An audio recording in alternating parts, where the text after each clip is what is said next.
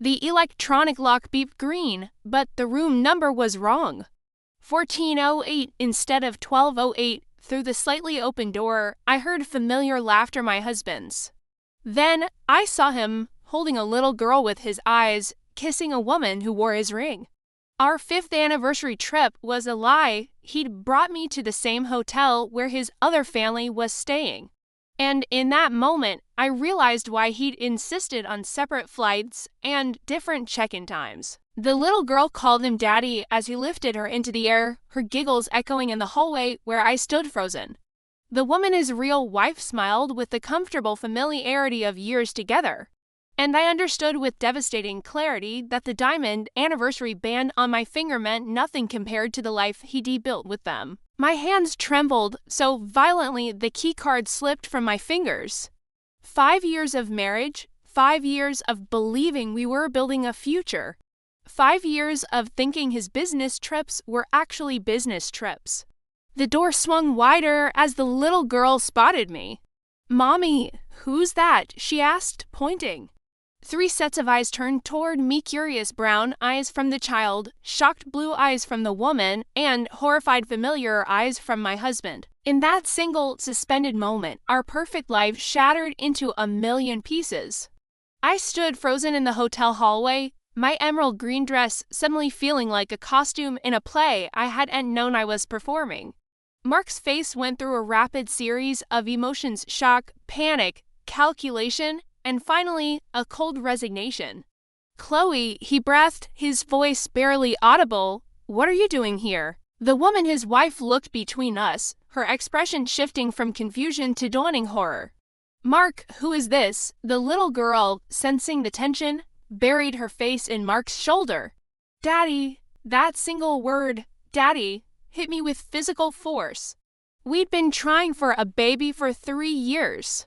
We'd gone through fertility treatments, suffered miscarriages, cried together in doctors' offices. And all this time, he already had a child. A beautiful, dark-haired little girl who called him Daddy. "I'm in room 1208, I said, my voice strangely calm despite the earthquake inside me. "The front desk gave me the wrong key, or maybe the right one." Mark set the little girl down carefully. "Sophia, go with Mommy to the bathroom for a minute." The woman, Elena, I would later learn her name, was hesitated, her protective instincts warring with her confusion. "Mark, what's going on?" "Please, Elena," he said, his voice tight.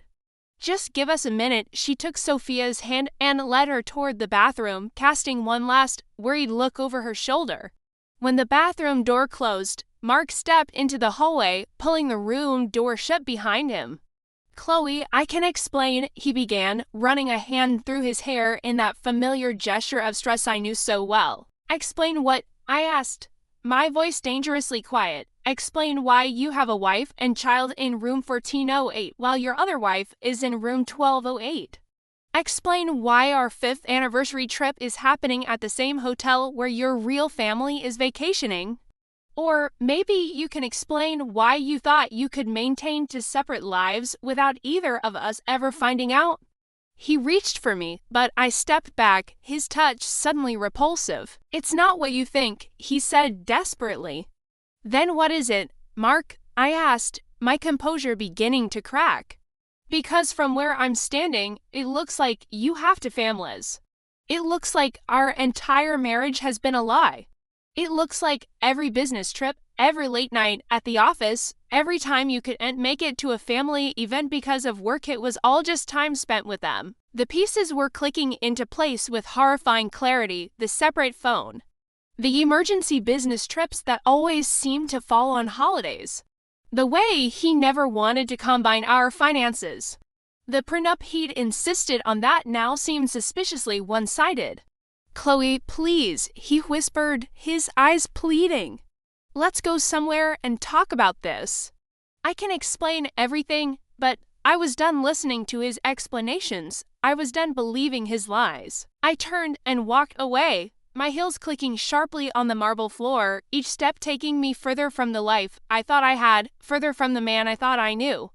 Back in my room 1208, the room meant for the anniversary celebration that would never happen, I collapsed onto the bed and finally let the tears come. Great, heaving sobs that shook my entire body. 5 years. 5 years of my life, wasted on a man who saw me as just one piece in his twisted puzzle. But as I cried, something shifted inside me. The heartbreak began to harden into something else, something cold, something determined. He thought he could have it all, 2 families, 2 lives. 2 women who loved him, completely unaware of each other's existence. He thought he was smart enough to keep his secrets forever. He was wrong.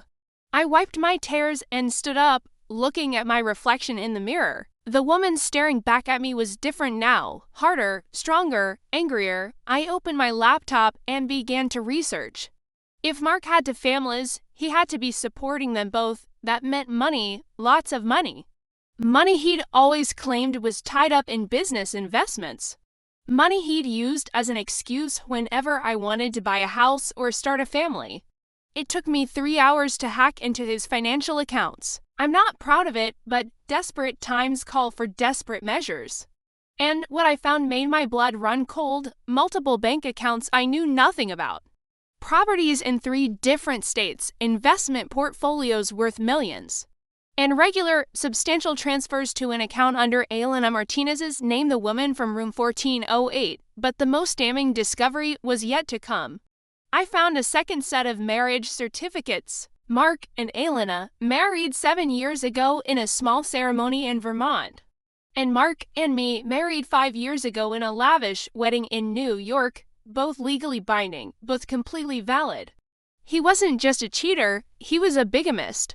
And then I found the life insurance policies, one on me, one on Elena, both with him as the sole beneficiary, both for $5 million. The room spun around me. This wasn't just about maintaining 2 families. This was something much darker, much more dangerous. I remembered the business trip to Hawaii last year, where he'd insisted I join him at the last minute. The way he'd encouraged me to try surfing, even though I'd never done it before. The way he'd pointed out the dangerous currents, the sharp coral reefs. The near miss that had left me with 12 stitches and a broken arm. At the time, I'd thought it was an accident. Now, I wasn't so sure. I needed evidence. Solid, undeniable evidence that would hold up in court. And I needed to understand the full scope of what I was dealing with. That's when I decided to pay a visit to room 1408. Not as the betrayed wife, not as the victim, but as a woman who needed answers. I knocked on the door, my heart pounding. Elena answered, her eyes red-rimmed and wary. "Can I help you?" she asked, her voice cautious. "We need to talk," I said, holding up my phone with the financial records displayed on the screen. "About our husband." Her face paled. "Our ... What? May I come in?" I asked gently. She stepped aside, and I entered the room that was identical to mine, yet filled with the evidence of a life I knew nothing about. Sophia's toys scattered on the floor, family photos on the dresser, Elena's wedding ring on the nightstand identical to mine.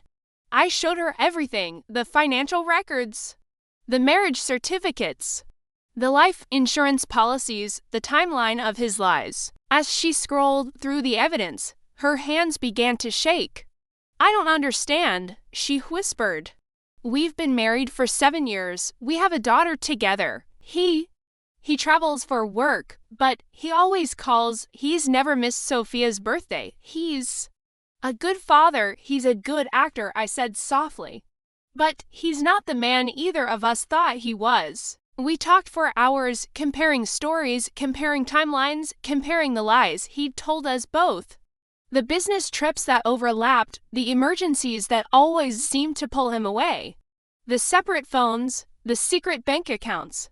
By the time we finished, we had a complete picture of Mark's double life, and we had a plan. We wouldn't confront him separately. We wouldn't play into his hands. We would work together. We would gather every piece of evidence we could find, and we would expose him for the fraud he was. Over the next week, while Mark thought he was successfully juggling his 2 families at the same hotel, Elena and I became unlikely allies. We documented everything. We recorded conversations. We gathered financial records. We even hired a private investigator to follow him when he thought he was sneaking between our rooms. What we discovered was even worse than we'd imagined. Mark wasn't just a bigamist, he was embezzling from his own company. Millions of dollars funneled through shell companies to accounts we knew nothing about. And he was planning to disappear to take the money and start over in another country, leaving both of us with nothing. The day we decided to confront him, we dressed in similar outfits: power suits, professional makeup, armor for the battle ahead. We met in the hotel conference room we'd rented for the occasion with our lawyers present and the evidence organized and ready. When Mark walked in, he was smiling, completely unaware of the trap we'd set. "Ladies," he said smoothly, "to what do I owe this pleasure?" Then he saw the evidence spread across the conference table. The photos, the documents, the financial records. The two marriage certificates side by side. His smile vanished. "What is this?" "It's over, Mark," I said, my voice steady despite the pounding of my heart. "We know everything." Elena stepped forward, her expression cold. "We know about the embezzlement. We know about the life insurance policies. We know about your plan to leave the country." He looked between us, his mask finally crumbling. "I can't explain," he said desperately. "It's not what it looks like." "Then what is it?" I asked, because from where we're standing, it looks like you're a criminal. It looks like you've been stealing from your own company.